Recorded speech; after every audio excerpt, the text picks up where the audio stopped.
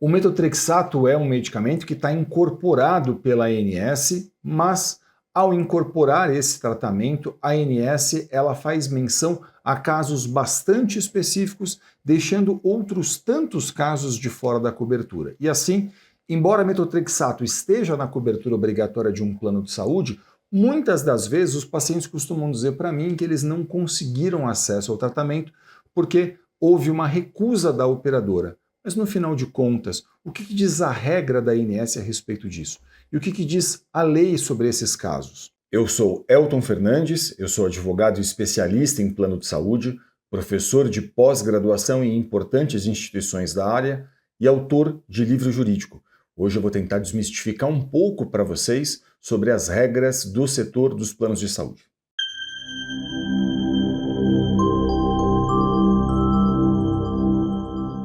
Olha, como esse é um medicamento oncológico para uso oral dos pacientes, esse medicamento a ANS entende que ela tem que incorporar e ela incorporou então esse medicamento, mas a gente vai ver para quais situações ela determinou a cobertura desse medicamento. Vamos lá.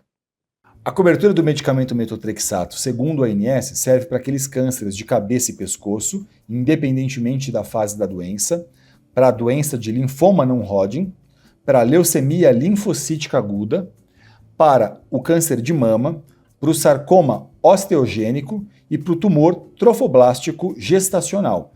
Todos esses casos sem especificação de fase da doença. Olha, essa então é a regra da ANS, a Agência Nacional de Saúde Suplementar. Essa regra está definida dentro do que a gente chama de Resolução Normativa número 465 de 2021. O que faz a ANS? Ela incorporou esse medicamento, como a gente viu, para essas específicas situações, de forma que, se o caso está em acordo com essas situações especificamente, a operadora de plano de saúde, segundo o entendimento da ANS, está obrigada a fazer a autorização. Qual que é o prazo para que a operadora de saúde faça a autorização disso? O prazo é de 10 dias. 10 dias úteis é o prazo que a operadora de saúde deve levar para fazer com que esse medicamento chegue até a casa do paciente, chegue até a casa daquela pessoa que vai fazer a utilização.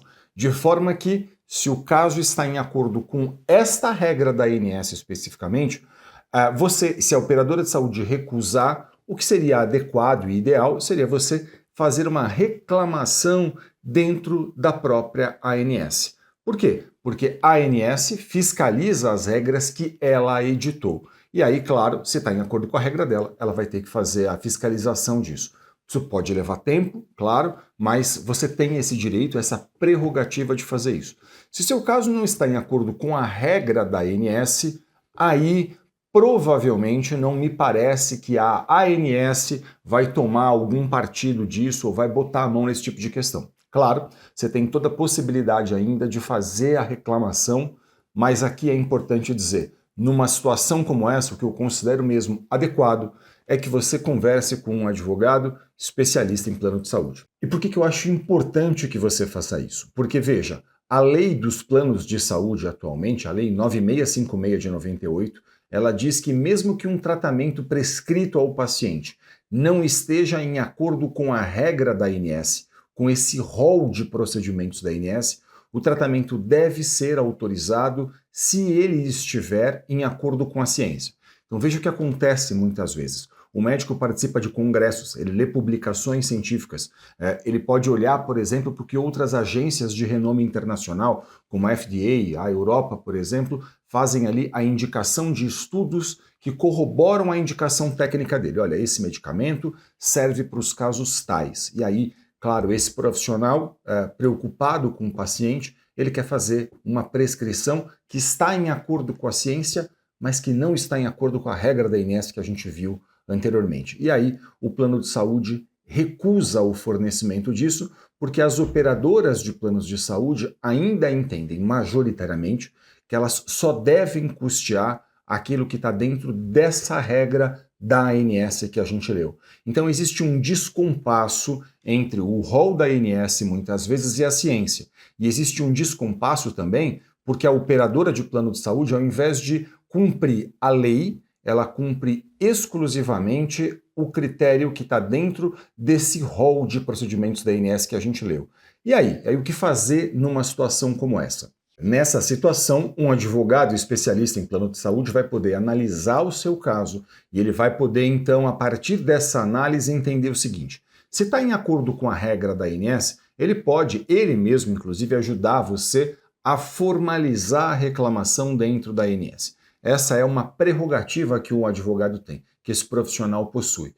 E aí, claro, se não estiver em acordo com a regra da ANS, ele vai ter que entender o caso, analisar se é, por exemplo, a situação de mover eventualmente uma ação judicial contra esse plano de saúde, a fim de buscar no Poder Judiciário a cobertura desse tipo de tratamento. Okay? Então, essa é uma possibilidade que o advogado possui. E claro, você deve estar perguntando, mas será que se eu tiver, por exemplo, que mover uma ação, como é que isso funciona, né? Como é que seria isso na prática? Isso não vai levar muito tempo?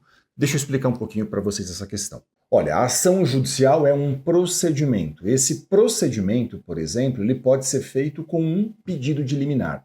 O que é um pedido de liminar, né? Um pedido de liminar é um requerimento que você faz a um juiz pedindo que ele determine desde logo, desde o começo do processo, o fornecimento do tratamento que aquela pessoa precisa.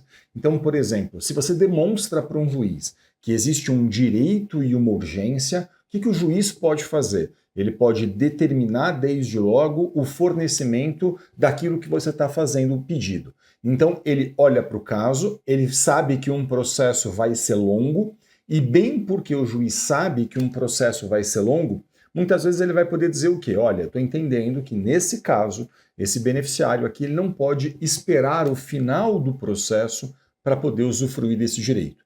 Então, entendendo que existe direito e que existe urgência, ele pode, então, determinar essa liminar. Ele pode conceder essa ordem liminar a fim de que a pessoa possa usufruir desse direito logo no começo do processo. Ele pode fazer isso a qualquer momento, né, a qualquer momento da ação judicial, mas é mais comum, por exemplo, que haja essa análise desde logo, desde o começo, a fim de que, demonstrando que existe direito, demonstrando que existe urgência, que seu caso está em acordo com a lei, que o relatório médico faz a indicação clara de que há uma urgência, de que o caso está em acordo com a ciência, por exemplo, ele possa então fazer a determinação disso. E note, esse processo hoje em todo o Brasil é inteiramente eletrônico. Então, assim, do Oiapoque ao Chuí, não importa onde você esteja, um processo judicial é inteiramente eletrônico. Imagina que você mora na cidade de São Paulo e você vai conversar com um advogado de São Paulo. Esse profissional vai mover uma ação judicial eletrônica. Hoje existem até audiências que são feitas de forma eletrônica, embora nesses processos especificamente que envolvem plano de saúde, é incomum que haja a necessidade de uma audiência. Pode haver a necessidade de outras questões, outras provas dentro do processo, mas audiência, participação de audiência, não.